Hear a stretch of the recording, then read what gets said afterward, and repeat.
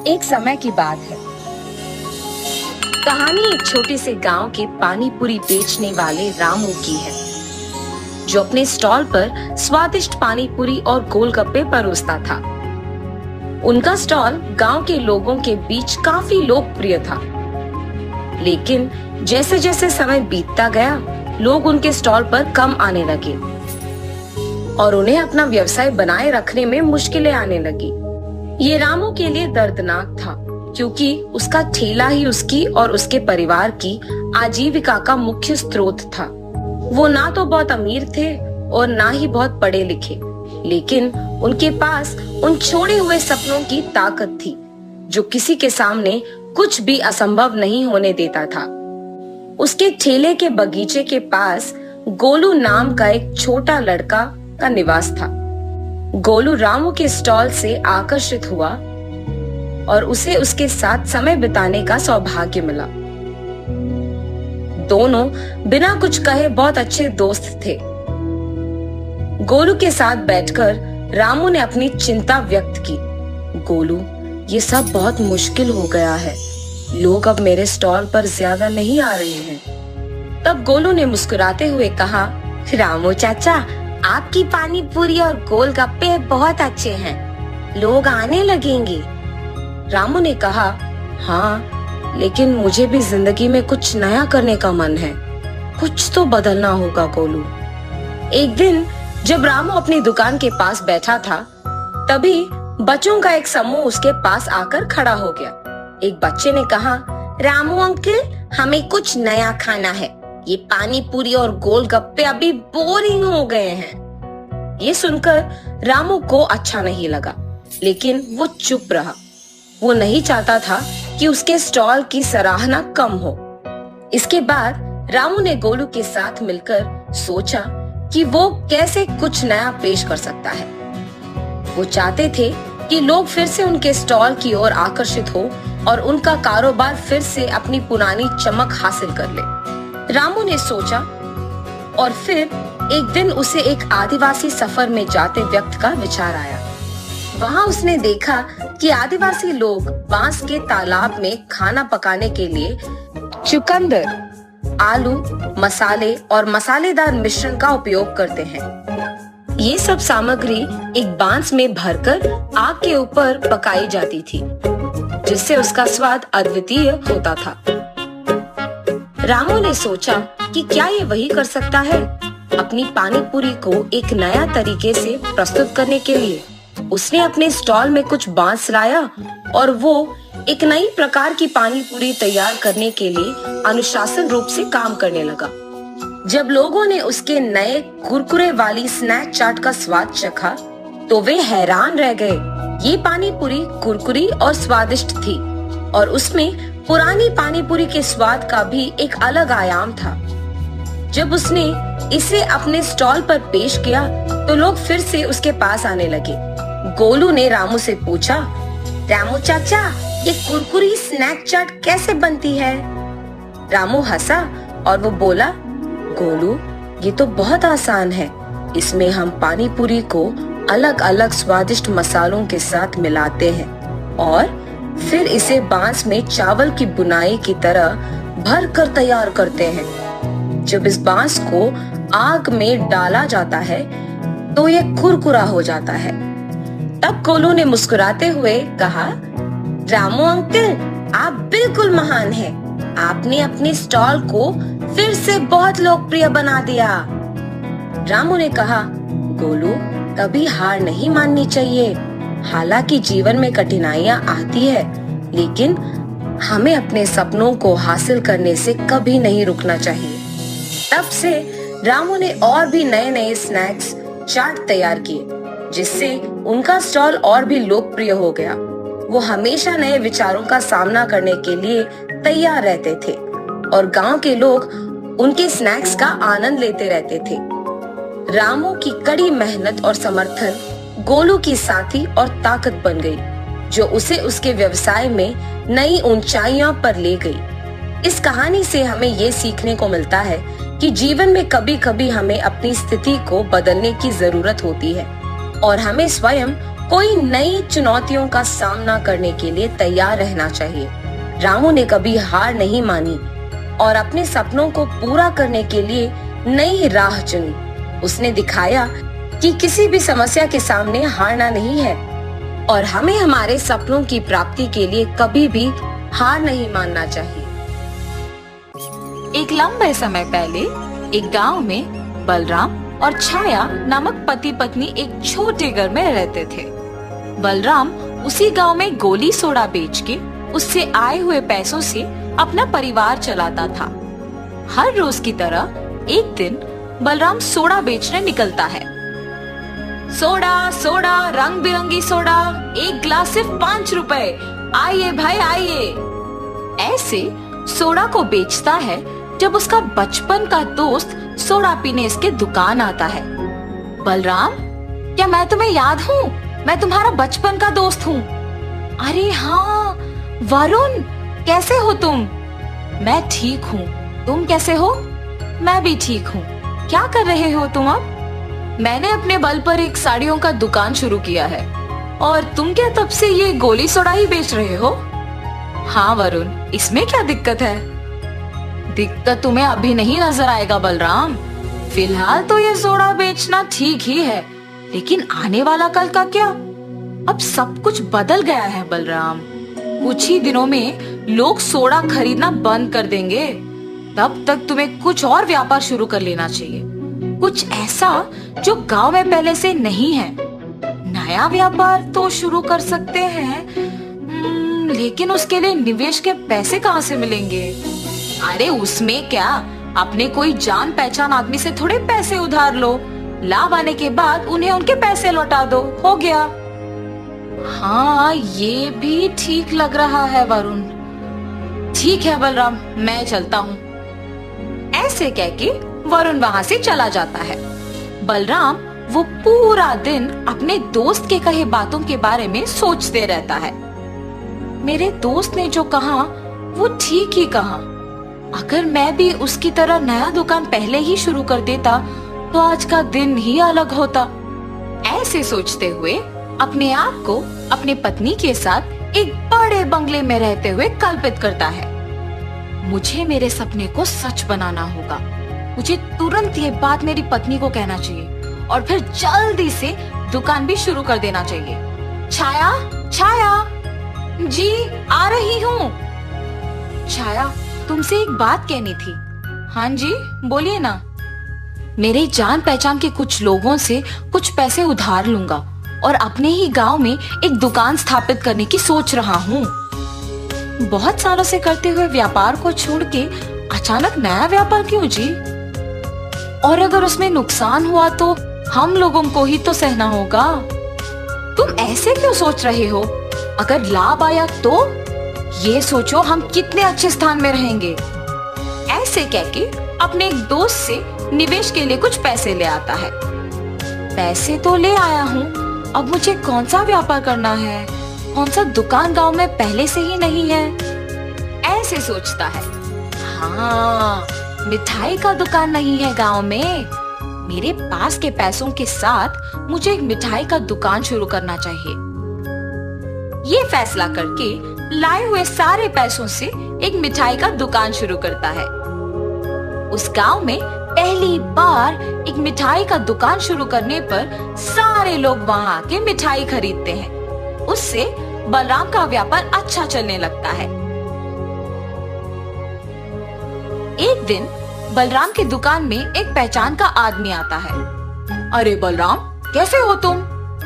मैं ठीक हूँ, तुम कैसे हो? मैं ठीक हूँ। मुझे 2 केजी लड्डू चाहिए, लेकिन अब मेरे पास पैसे नहीं हैं। कल दे दूंगा। अरे इसमें क्या है, जरूर, मैं तुम्हें बहुत दिनों से जानता हूँ ना। कल दे दो पैसे मुझे। ये लो मिठाई लेके जाओ। ऐसे ही 1-2 को नहीं बल्कि उसके पहचान के बहुत लोगों को ऐसे ही मिठाई तुरंत देके पैसे कल देने कहता था। लेकिन कुछ ही दिनों में जिन लोगों को उधार देता है वो पैसे नहीं देते हैं। उनके घर जाके पूछने पर भी वो मना कर देते हैं। इससे बलराम के व्यापार में नुकसान आता है और दुकान को बंद करना पड़ता है। दुकान के बंद होने पर बलराम बहुत दुखी होता है। कुछ काम नहीं करता है और घर पे ही रहता है। लेकिन कुछ दिन बाद जिन लोगों से उसने व्यापार शुरू करने के लिए पैसे लिए, वो उसके घर जाके पैसे मांगते हैं। इससे उसे पता नहीं चलता है कि वो क्या करे। क्यों दुखी है जी? आपके दुखी होने से कुछ नहीं बदलेगा। जो हो गया सो हो गया। ऐसे सोचिए कि भले के लिए ही हुआ है। बाकी लोगों के बातों पे ज्यादा ध्यान मत दीजिए और हमेशा की तरह अपना व्यापार कीजिए। ऐसे ही हम निवेश के पैसे उनको लौटा पाएंगे। मुझे अपने दोस्त की बातें बिना सोचे समझे नहीं मानना था, इसीलिए इतना नुकसान हुआ जो मुझे अब सहना पड़ रहा है। कम से कम अब से तुमने जैसे कहा वैसे ही करूंगा। ध्यान से अपना व्यापार करूंगा। ऐसे अपने किए हुए गलती का एहसास होता है बलराम को और वो हमेशा की तरह गोली सोडा का व्यापार करने लगता है। ऐसे सोडा बेच के पैसे जमा करके उधार के पैसे चुका देता है। तब से बलराम किसी और के बातों को नहीं सुनता था। दिन में सपने नहीं देख के अपना काम ढंग से करने लगा और खुशी से वो और उसकी पत्नी जीने लगे। तो इस कहानी का नैतिक क्या है? किसी और के जीवन को अपने से तुलना अच्छी नहीं है। उससे सिर्फ दुख ही मिलता है। जितना है उतने में खुश रहना सीखो। विष्णुपुर नामक एक गांव में वीरेश और गृहा नामक दो अच्छे दोस्त अपने परिवार के साथ रहते थे। दोनों बचपन से बहुत अच्छे दोस्त होने के नाते उनके दोस्ती के भरोसे पे एक लस्सी का व्यापार शुरू करके उसे चलाते हैं। हर रोज वीरेश और गृहन दोनों साथ में उनके लस्सी के दुकान को जाते थे और आते ही दुकान को साफ करके भगवान की पूजा करके लस्सी बनाना शुरू कर देते थे। इनके लस्सी के तैयारी के लिए हर रोज शाम को लीलावती नामक एक बूढ़ी औरत इन्हें दही देने दुकान आया करती थी। और बेटा, व्यापार कैसे चल रहा है? बहुत अच्छा चल रहा है दादी। आपकी इतनी उम्र आने के बाद भी इतना काम करने की क्या जरूरत है दादी? मेरी तो सिर्फ उम्र बढ़ रही है बेटा, शरीर का ताकत तो अब भी जवान है। ऐसे ही दही देने आके उनके साथ थोड़ा बातचीत करके हंस के चली जाती थी। गृहन और वीरेश को भी उनके बारे में अच्छे विचार थे। एक दिन जब लीलावती हर रोज की तरह दुकान को दही देने आई तो उसने देखा कि वहाँ वीरेश नहीं था। समय देख के, बेटा गृहन, लगता है वीरेश दुकान में नहीं है। जी दादी, नहीं है। क्यों, क्या बात है? इस वीरेश के साथ काम करके क्या ही कमा लोगे तुम? मैं जब भी देखती हूँ सिर्फ तुम सारे काम करते हो और वो वीरेश तो सिर्फ तुम्हें लस्सी के मटके देते रहता है। ज्यादा काम करने वाले को ही ज्यादा लाभ मिलना चाहिए। ये बात मैं तुम्हें बहुत दिनों से बताने की सोच रही थी। नहीं दादी, आपको जरूर कुछ गलतफहमी हो गई है। मुझे तो वीरेश ने ही लस्सी बनाना सिखाया। उसके काम ना करने का सवाल ही नहीं उठता। आप दुकान आते तो हैं, पर 10 मिनट से ज्यादा कभी नहीं रहती है। इसीलिए आप वीरेश के वास्तविकता से अनजान हैं। ठीक है, तुम्हारी मर्जी बेटा। मुझे जो कहना था मैंने कह दिया। चलो अब मैं निकलती हूँ। और जाते वक्त मन ही मन पछताती है कि उसे ये सब गृहन से कहना ही नहीं था। अगले दिन जब दही देने वापस उनके दुकान जाती है तो गृहन के ना होने का मौका देख वीरेश को भी वही बताती है जो पिछले दिन गृहन को बताया था। गृहन उसकी बातों की विश्वास करता है मगर नजरअंदाज कर देता है और यही कहता है कि शायद उसने गृहन को सही तरह से नहीं समझा होगा। लेकिन वीरेश लीलावती के बातों से प्रभावित होकर गृहन पे उसके विचार बदल देता है।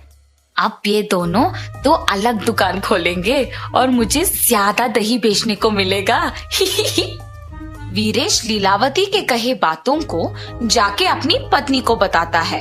आप कुछ मत सोचिए, मेरी बात सुनकर एक और लस्सी का दुकान खोल दीजिए बस। पर गृहन को क्या बोलूं? यही बोलिए कि जीवन में आगे बढ़ने के लिए ना अलग अलग व्यापार करना बहुत जरूरी है। पत्नी के प्रेरित करने पर वीरेश गृहन को एक नई लस्सी की दुकान खोलने की बात कह देता है और निवेश के पैसे गृहन से वापस ले लेता है। वीरेश के काम में और निर्णय में रुकावट ना बने, इसीलिए गृहन उसे कुछ नहीं कह पाता और वीरेश के दूर होने पर बहुत दुख होता है। गृहन को दुखी होते देख उसकी पत्नी, आपको ऐसे दुखी देख मुझे अच्छा नहीं लग रहा है जी। आपको अपने मन को ये कह के संभालना होगा कि वीरेश जी की स्थितियों ने शायद उन्हें ऐसे करने पर मजबूर किया होगा। वही तो मुझसे नहीं हो पा रहा। और ऐसे अशांत मन से आप क्या ही व्यापार चलाएंगे? ठीक है, एक काम कीजिए, हमारे गांव में मेरे चाचा राधे नामक एक लस्सी दुकान चलाते हैं जो बहुत ही प्रसिद्ध है। वहाँ बहुत प्रकार के लस्सी बनते हैं। वहाँ जाके आप भी अलग प्रकार के लस्सी बनाना सीखिए। आपका ध्यान इस बात से हटेगा और व्यापार में भी वृद्धि होगा। सही बात है, वही करूँगा। ऐसे गृहन 6 गांव बाद वाले भीष्मा नगर में अपने रिश्तेदार के घर जाता है। अरे बेटा गृहन, कैसे हो तुम? तुम्हारी पत्नी कैसी है और तुम्हारा व्यापार कैसे चल रहा है? सब कुछ ठीक है मामा जी। आपकी दुकान के अलग प्रकार के लस्सी आसपास के सारे गांव में बहुत प्रसिद्ध है, इसीलिए मैं भी उसे स्वाद करने आया। हाँ, 12 प्रकार के लस्सी है। तुम्हें जो चाहिए वो पी लो बेटा। चलो चलो जाएंगे। और चाचा जी गृहन को उनके लस्सी का दुकान लेके जाते हैं। वहाँ पे लोगों की भीड़ लगी होती है। टिकट खरीद के लाइन में खड़ा होके इंतजार करने के बाद उन्हें लस्सी मिलती थी। ये सब गृहन को बहुत नया और अलग लगता है। और दुकान के अंदर जाने के बाद वहाँ पे अलग तरह के लस्सी बनते हुए और बनाने का तरीका देख गृहन भी वहाँ के कार्मिक के साथ लस्सी मिलाता है। और ऐसे ही जितने भी दिन उस गांव में रहता है, गृहन अलग प्रकार के लस्सी बनाना सीख लेता है। वापस गांव आने के बाद गृहन उसके दुकान में अलग तरह के लस्सी बनाना शुरू कर देता है। वो उसके दुकान के सामने लस्सी के रंगीले चित्र बनवाता है ताकि ग्रामीणों को पता चले कि गृहन के दुकान में विभिन्न प्रकार के लस्सी मिलते हैं, और उसके नाम भी लिखवाता है। वहाँ से गुजरते हुए ग्रामीण उसे देख आश्चर्यचकित होके उसे पढ़ते हैं। इंडियन लस्सी, पंजाबी लस्सी, आम की लस्सी, नमकीला लस्सी, मीठा लस्सी, मलाई लस्सी, केले का लस्सी, मसाला लस्सी, केसर की लस्सी, चॉकलेट लस्सी, गुलाब लस्सी। ऐसे नए नाम और रंगीले चित्र देख गांव वाले भी उन नए तरह के लस्सियों को स्वाद करने आते हैं। गृहन, कुछ विशेष बात है? इतने प्रकार के लस्सी, जरा मसाला लस्सी देना। और ऐसे मसाला लस्सी पी लेता है। अरे वाह, बहुत ही स्वादिष्ट है गृहन, जरा एक और देना। ऐसे बहुत लोग गृहन के दुकान पे उपलब्ध उन लस्सियों के प्रशंसक बन जाते हैं और गृहन को अच्छा आमदनी भी मिलता है।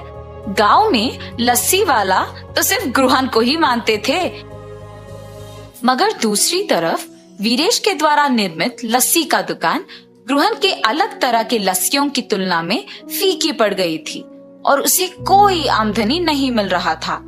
और ऐसे वीरेश को अपने गलती का एहसास होता है और वो वापस गृहन को जाके पूछता है, क्या हम वापस साथ में व्यापार कर सकते हैं? और गृहन बिना कुछ सोचे पूछे खुशी खुशी हाँ कर देता है। उसी समय लीलावती वहाँ दही देने आती है। ये क्या है गृहन, तुम्हारे दुकान में वीरेश है? जिस व्यापार के लिए तुम्हें छोड़ दिया था, इसे तो वहाँ होना चाहिए ना। ये दुकान सिर्फ मेरा नहीं बल्कि वीरेश का भी है। तुम्हारे बातों से प्रभावित होके मैंने अपने बचपन के दोस्त को दुख पहुंचाया। अगर अगली बार मुझे पता लगा कि तुम ऐसे काम कर रही हो तो तुम्हारी उम्र की भी इज्जत नहीं करूंगा। वीरेश के बातें सुन के लीलावती डर के मारे वहां से चली जाती है और गृहान वीरेश की बातों पे हंसता है। ऐसे वो बिछड़े हुए दोस्त वापस मिल जाते हैं और खुशी से अपना व्यापार चलाते हैं। इस कहानी का नैतिक क्या है बच्चों?